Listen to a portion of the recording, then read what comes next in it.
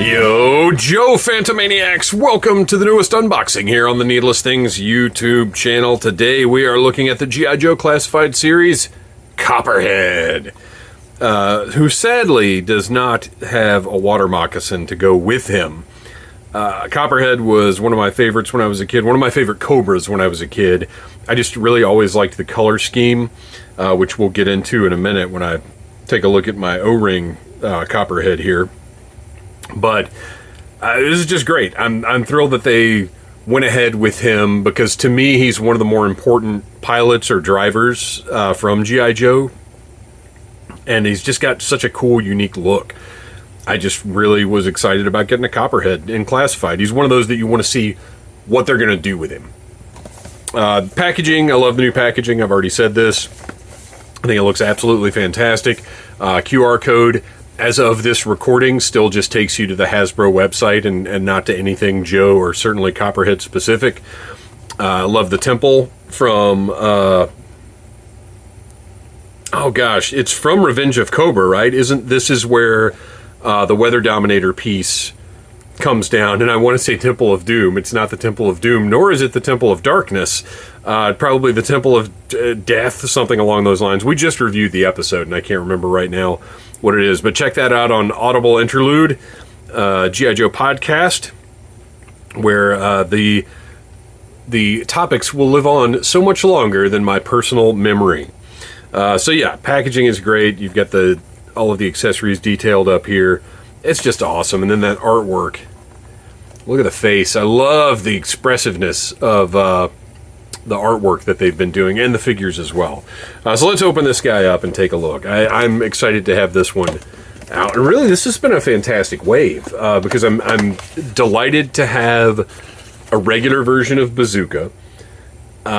Shipwreck was one of my top most wanted, and then Copperhead and Torpedo, both aquatic themed, which is one of my kind of favorite sub genres of any toys, is anything that's aquatic themed. Man, the colors are a little different from what I expected. They're a little darker, not quite as turquoisey, which, I'm good with it. It looks really, really good.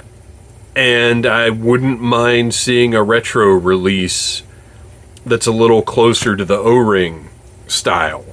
But this looks great. All right, let's get him out of here. We've got his footlocker, put off to the side.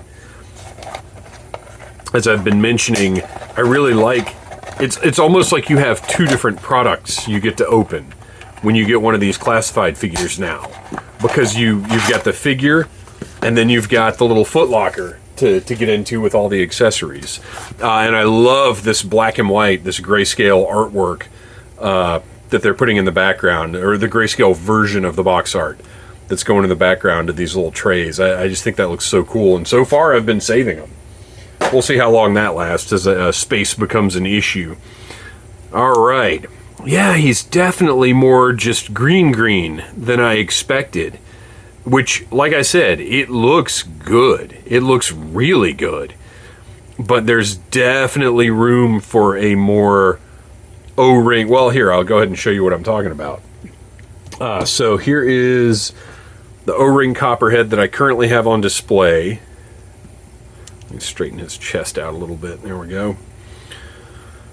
I do like on the O-ring how they framed his Cobra logo with the shoulder holster rather than... Look at how tiny that little gun is. That's really funny. Rather than covering it up like the classified version has done. But you can see the difference in the colors that I'm talking about. And this is, I know he's got a big nasty gash across his face right there. And I actually have, I was just going through my O-rings because there's something else I want to show you guys in just a second here. I've got another Copperhead with a better head, and I'm not sure why that one isn't on display. I'll have to take a closer look at that, because the other one still has a little bit of paint loss on his mask, but it's not as bad as this one. This one's pretty rough. But you can see, much brighter, more fun colors on the O-ring version. But this, I mean, this is a classified translation, I think works really, really well. And then there's also this version of Copperhead that I've got with none of that neon green on the upper body or the arms.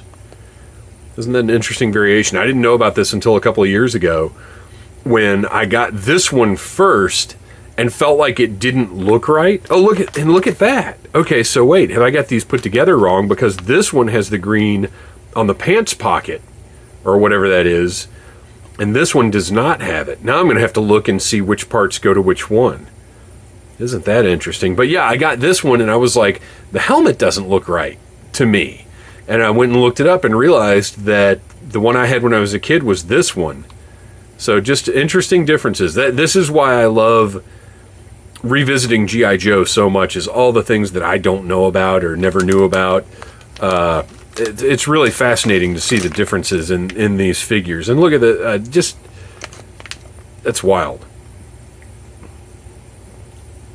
All right, so anyway, that's a whole other video that I'm sure somebody else has already done. So let's get our O-ring. You can see detail-wise everything that's on that original figure they've translated in some way. I do wish the Classified had the weird boots that this one has, but I understand why it doesn't. So it looks good. I'm going to fix that torso. There we go. That's a little better. Okay, so he feels... I've mentioned before that some of the... I'm not a huge fan of this kind of loose kibble like that. I might try and push that up to the bicep swivel so at least it'll stay. But then it gets in the way of his arms. And that's not where it's supposed to be. On the original figure, it's just around the bicep. So I don't love loose pieces like this, but I understand it's a way for them to get more parts usage. And also these bands shouldn't be black. They should, well, I say should. Should is not the correct word to use. On the original figure, oh look, you can kind of move that down a little bit. And I guess that's one advantage slash disadvantage of having these loose parts is you can move them around, but if they were just sculpted on, then you wouldn't have to worry about moving them around. They'd just be in the right place permanently. But again, we got to allow for that parts reuse. That's such a critical part of really most modern toy lines, McFarlane being the big exception to that.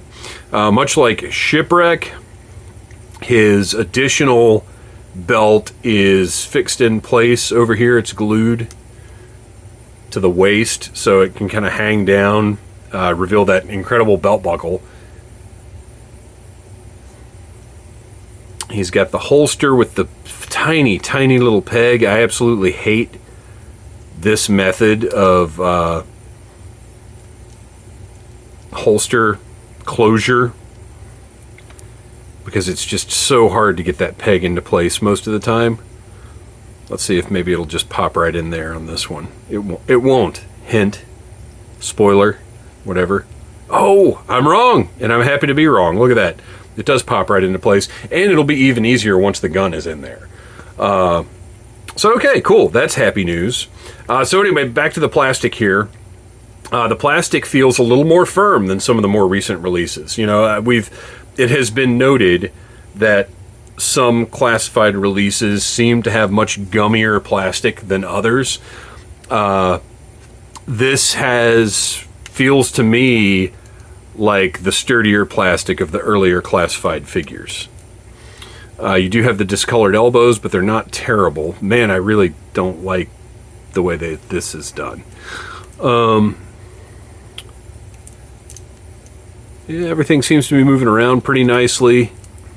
That top joint on the double jointed elbow is often the one that's just difficult to crack.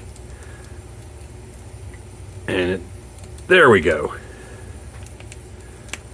All right, so everything's moving nicely there. You can see he's got just the double jointed neck with the barbell at the top. But he's got a good bit more range, it seems. I think maybe it's because his design of his helmet allows for more... Like if this was a human head, you wouldn't have all this empty space here, but since it's a helmet, that doesn't seem as noticeable. Portrait-wise, he's got a great expression underneath that mask. I like the kind of rebreather deal and the venting that they've got with the silver paint app in there. I think that looks awesome. I kind of wish that there were lenses over this part, but it's fine. He's got his black riveted trunks on that look pretty much exactly like they're supposed to look. I think that's very well done. And then the green, like I said, the coloring on this one looks great. If the original figure had been like this, I would have been like, that's perfect, looks awesome to me. But when, and I say when, not if, when the retro line continues, I would absolutely buy a more brightly colored Copperhead. I'd be happy to see it. Okay, so loose kibble aside, I'm just going to have to push that up to the top of his bicep. I can't tolerate that. He's just going to have the Lisa Simpson snowsuit look where he can't put his arms down. That's just how it is, because I can't take these things sliding all over the place. It's ridiculous. We'll give him a nice pose anyway. We won't worry about it. Okay. He's got the tattoo here that Lenny, I believe, made reference to him having a gambling problem, which I believe comes from the original file card.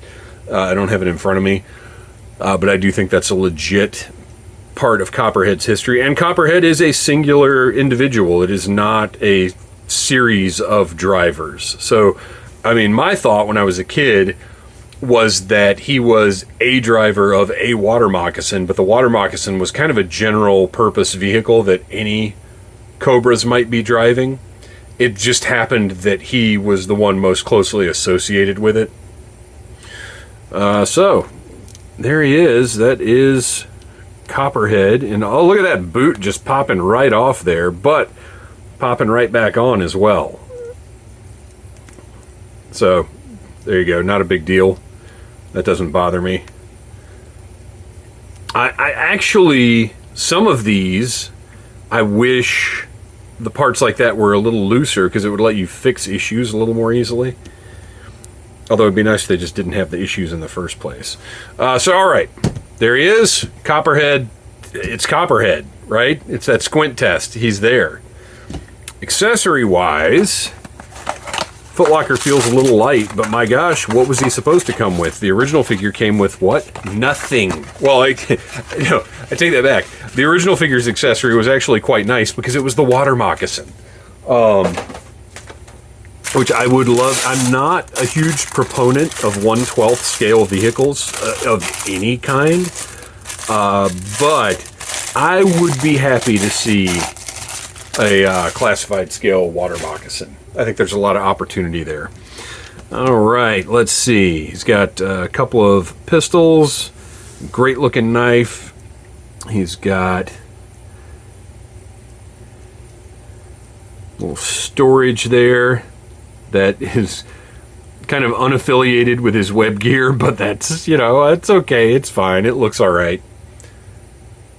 I can make that work in my head. It does seem a little wild to have. Okay, so why didn't we just make this little tiny holster functional for this very small pistol and then make this holster for this pistol? I feel like this could have been designed a little better. This seems like overkill for what is essentially, it's a very large revolver, but essentially just a revolver. Like this could have gone in the thigh, and the other smaller pistol could have gone on his chest. But this looks fantastic. I love that there's paint. They've got the nice gunmetal paint on it. I've got the sight. Just a really overly oversized, ridiculous weapon. Does not have a hole in the barrel for blast effects. Seems like they can't always achieve that. And then that goes somewhat ridiculously in his over-the-shoulder holster that hopefully will snap closed as easily as that thigh one did. Yeah, look at that. Okay. So I'm going to have to amend my dislike of this method of fastening holsters and say if it is executed perfectly, it's fine. It's just that it's rarely executed perfectly. Okay, so there's that one.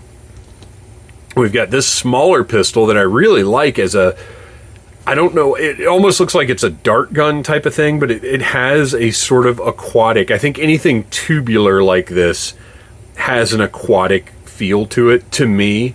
Also does not have a hole in the barrel. But looks cool, nice little pistol, I like it. Not as impressive as the revolver, but that's okay. There we go. Oh, his wrists are articulated with up and down. And I didn't point out the gloves because I was just kind of noting that the armbands weren't the same color as the original, but the gloves do have the nice padding on them that looks really good. And then finally, he's got just a sick looking machete. I love the groove up here at the top, the painted blade, just really, really nice piece. And that, you know what, I might holster both of his firearms and just have him holding that machete. I kind of dig that look. But there he is, Copperhead. I really wish that strap, I wish this strap went lower, and I wish this holster was bigger and was just functional for this gun. And then the revolver could go here, and then we just don't even need this, which just popped open on me. So that's encouraging. But anyway, looks cool. I dig it. I'm happy to have Copperhead on my Cobra shelf. I think they did a really nice job of translating. And like I said, I think a couple of times already, there is definitely room for a retro version if that day comes, because I want bright colors on my shelf in addition to the more muted realistic stuff. I say realistic in this guy in his green tank top and his crazy whatever rebreather mask that is. So thanks for watching. Please like, subscribe, share, tell your friends about Needless Things. Come back tomorrow for Torpedo. And check out Audible Interlude, a G.I. Joe podcast, wherever you get your podcasts. Until next time, yo, Joe! Smash that like button if you like Needless Things.